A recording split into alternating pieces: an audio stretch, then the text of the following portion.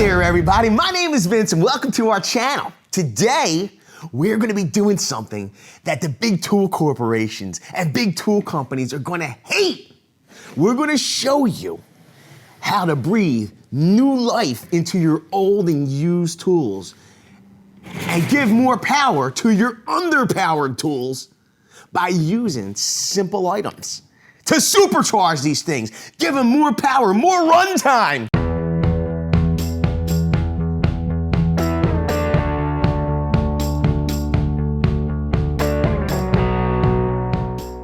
So here's the deal. I'm a contractor. I'm not really a technical guy, but I'm fortunate enough to have a friend. He is a engineer, chemical engineer, and he builds all types of processes and works with electric motors, and he showed me this trick. Unbelievable. And what he had taught me is that this trick will work. Doesn't matter if you have a brushed motor or a brushless motor. It doesn't matter because these motors all use one thing in common to work, and that's magnetism. Now, in those electric motors that use magnetism, there's three variables. There's the amperage that's delivered to the motors. There's the voltage that pushes that amperage. And then there's the resistance. All of those things that are being delivered to the motor, we can't necessarily change them quickly and efficiently and inexpensively. If we were going to try to reconfigure the voltage on the batteries or the amperage that they're delivering or the efficiency of the motors, we'd have to pull these things all apart and play with the batteries, and it's not going to be quick, it's not going to be cheap, it's not going to be inexpensive. So this engineer showed me a little trick that can be used on these motors, and that is to increase the magnetism to them through placing simple magnets on the motors. It's as simple as strategically placing the magnets on the tool in specific areas to increase magnetism. Like I said, it doesn't matter if it's a brushed motor, a brushless motor, this trick is going to work for both types of tools. Now, what are these magnets doing? You need to have a background in electric motors. If you do, you'll know that the poles need to shift in the stator and the current fluctuates back and forth. That causes the spinning or the rotational movement in that motor. A brush motor is a little bit different in the way that the power is delivered to the armature through brushes, but the thing that they have in common is the magnetism. Both of these tools, that magnetism is created through amperage voltage, okay? And there's a resistance factor. Now, if we can increase, like we said, the magnetism without touching any of those variables, without changing those variables, we can increase the runtime and the power of these tools. And I know what you're thinking. Well, why don't the tool companies just put more magnets? If they were to put bigger and stronger magnets on their tools to create more power, you would have a bulkier item, a bulkier tool, and it's a balance of trying to package these tools, give it the power that they need without creating an unbelievable amount of weight and size. But sometimes it doesn't matter to people about the weight and size, they just need the increase in power. So, the few items that we're going to need to accomplish this supercharging of these tools are pretty inexpensive and simple. We're going to need some magnets. Rare earth magnets work the best. You're also going to need some electrical tape. We have an optional item, and that would be some wire. Now, this isn't necessary, and the types of wire that you can use vary. You can use a coated wire, or you can use a bare wire.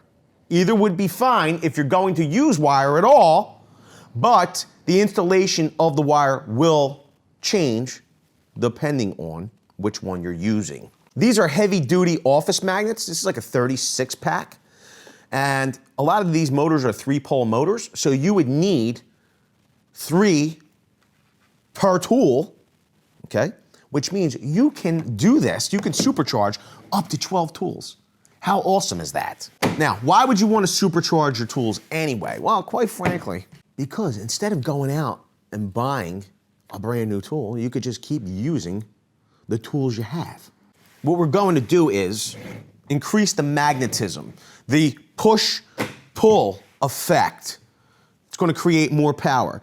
If you've not ever played with magnets before as a kid, you might not know that, yes, magnets attract one another, but they also repel one another. As you add that magnetism to the motor, as it's electrically charged, the push-pull effect is greatly increased. Okay? So what we do is we put the magnets on the 3 poles of the motor. Now, you could, at this point, realize some benefits to the magnets. You could take your electrical tape and just tape these magnets on. And why, the magnets will pretty much hold themselves on the tool as you use it because of the magnetism. The thing is, most people are pretty rough on their tools and they slam them down. You want to, you could see, even when slamming them down, they stay in place for the most part, but you're going to want the extra protection. You don't want your supercharging to just disappear because it's not protected. So you're going to want to wrap the tool with electrical tape.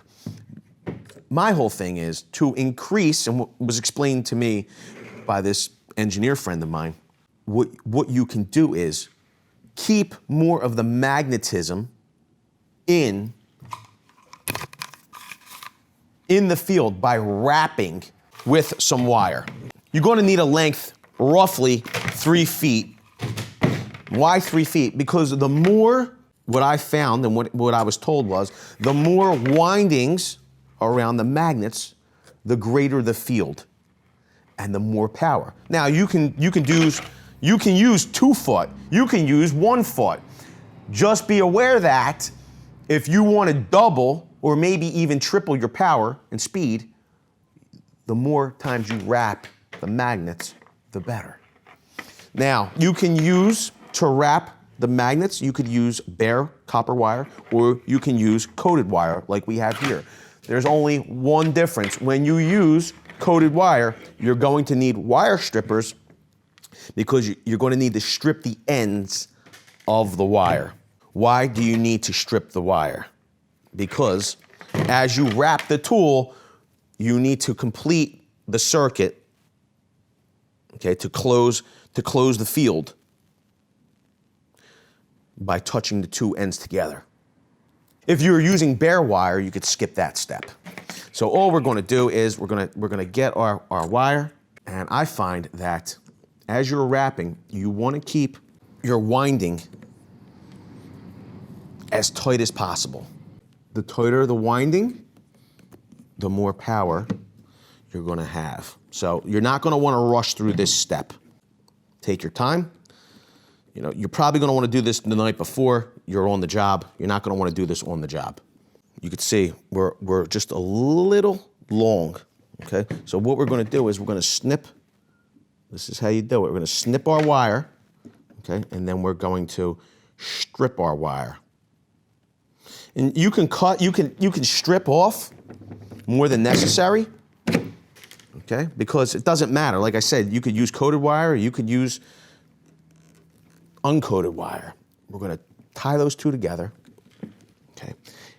And now, what does that look like?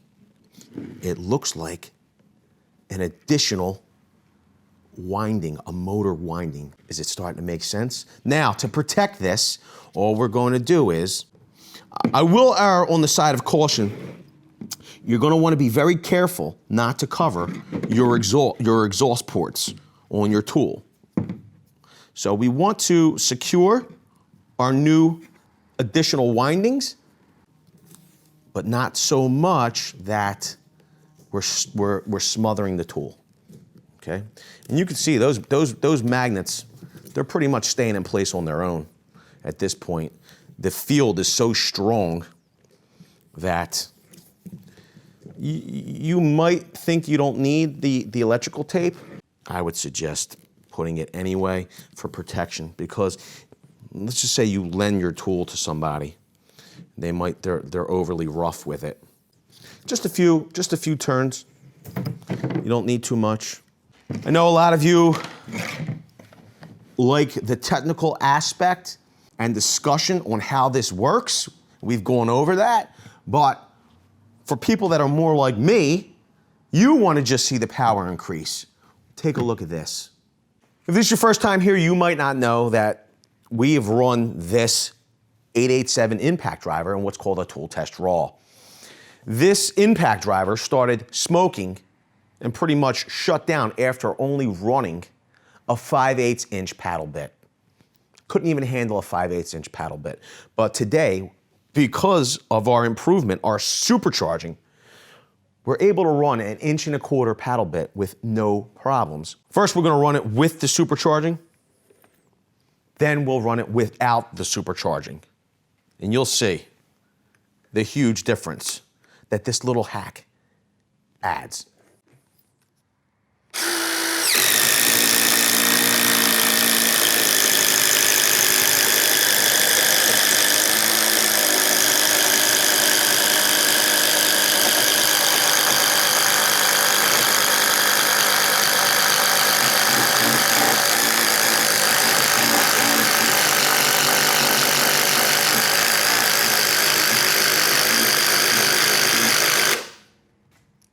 Boom, amazing.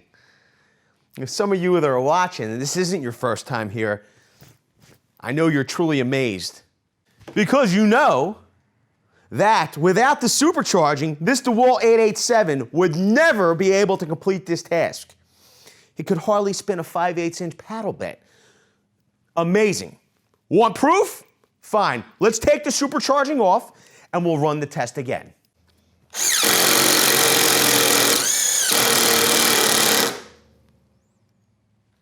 It can't.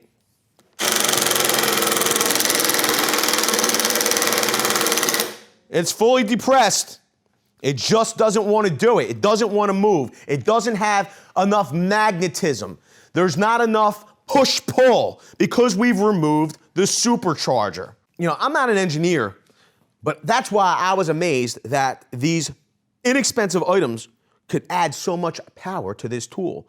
Let me know down in the comments section below. Do you plan on supercharging your tool? Are you an engineer? Have you supercharged your tools, brushless, in the past already? Do you use it on your impact driver? Do you put it on your drill? Do you use it maybe for your miter saw, grinders? How do you use supercharger or super winding? Let me know what your experience has been, how well it works, because I gotta tell you, this is pretty amazing. With that, I want to say I appreciate every single one of you being here. Thanks a lot, everybody. We'll see you all on the next one. Video's over, but I know you want more. So this is how you're going to get it. First thing you need to do is pretend you're this guy. And you're here at the birthplace of freedom. Now ring that bell like it's 1776 and let all notifications through. What? You're not subscribed yet? Well, smash this button here. After that, watch this video here, and maybe over here. See you later.